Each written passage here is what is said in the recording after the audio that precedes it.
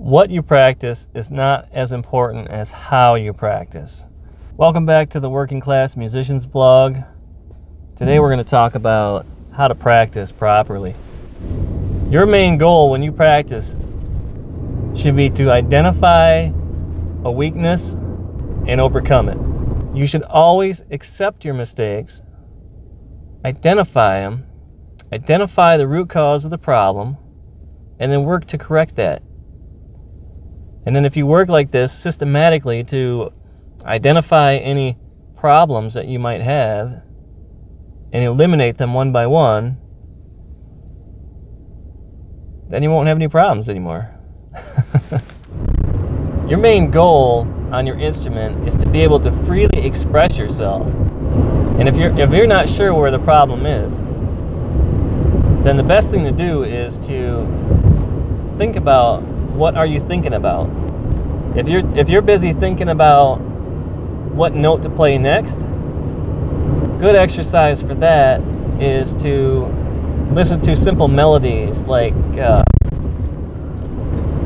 Twinkle Little Star, or Mary Had a Little Lamb, or the Alphabet Song, which is, I think, the same as Twinkle Little Star, but you know, simple childhood rhymes like that. Happy Birthday Song, something that you just know in your head, and try to play it single note melodically on the guitar or the piano. That will do wonders for helping you develop an innate sense of where to find the next note that you're looking for. And if you want to go into that deeper, you'll want to use interval association. So if you're not real comfortable with intervals, I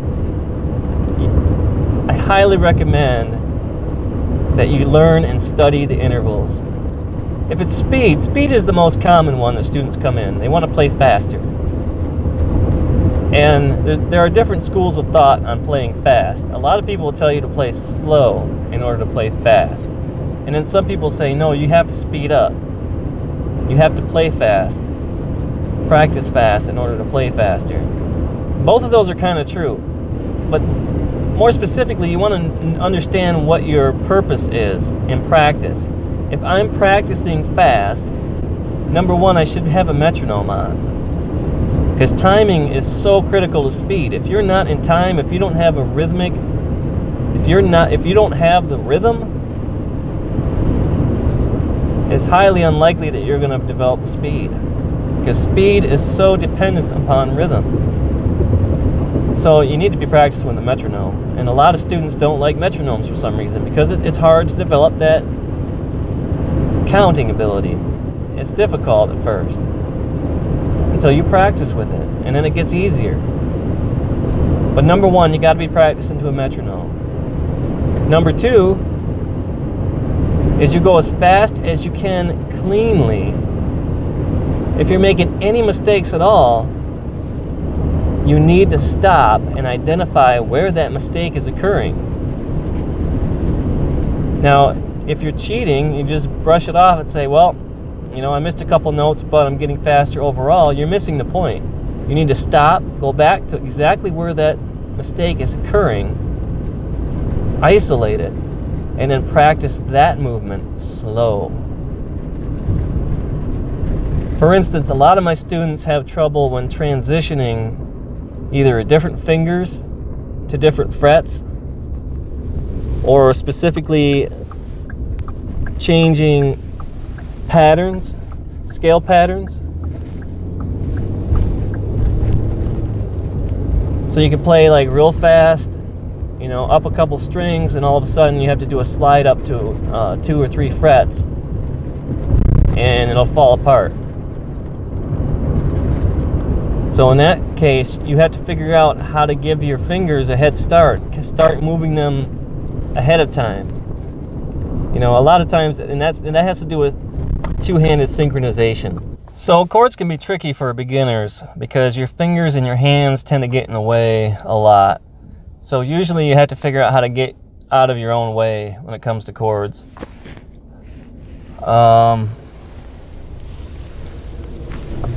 Scales and legato exercises and learning songs can be frustrating sometimes, because you might be losing patience. All right, if you're learning a song and you can't keep up with it, a lot of times it's a good idea to practice to YouTube, because you can slow down the video speed.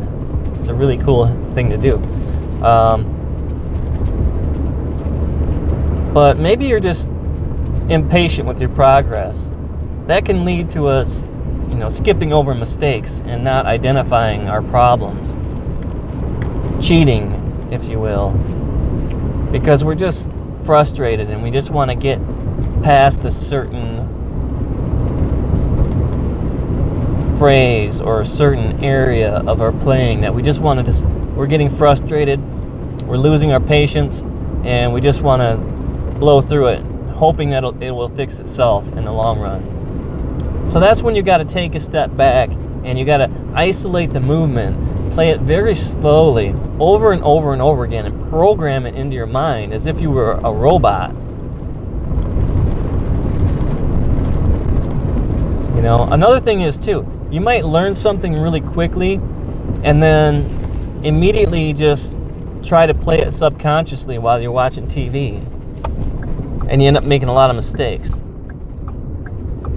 What you really want to do is you want to try to master something as much as possible before moving on to the stage of automatic playing. A really good practice technique that I've used is kind of like the jog, sprint, jog method, in which you learn something at a slow, steady pace until you have it memorized.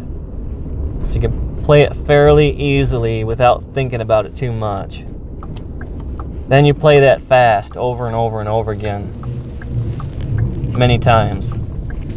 Not so concerned about accuracy, but just trying to develop a speed with it. And I'm talking for maybe a minute or two. And then you have a good idea of where the mistakes are coming from. Because typically you'll make the same mistakes in the same spots over and over and over again. And that's all you got to do, is you have to just be honest with yourself. Where is that mistake occurring? And now play it slow and really analyze it. What is causing that mistake? Am I not getting into position quick enough? Am I distracted? Am I too busy thinking about something else?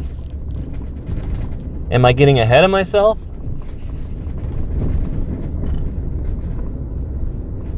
Am I getting in my own way? Is one of my fingers muting the string? Or does my two-handed synchronization need to be developed further? But the only way you're going to identify those mistakes is to be honest that you're making those mistakes. Don't blow through them. Don't cover them up. Don't pretend they're not there. Look for them. Actively seek out any tiniest of mistakes and analyze it. What's causing that mistake? Slow it down, put it under a microscope, and then slowly work it out and really pay attention to what's going on.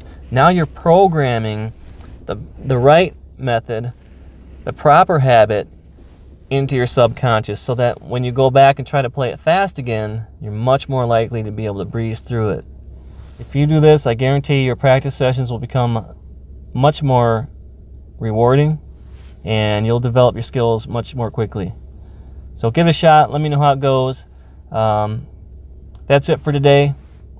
I appreciate you taking the time to watch. I will see you next time. Bye.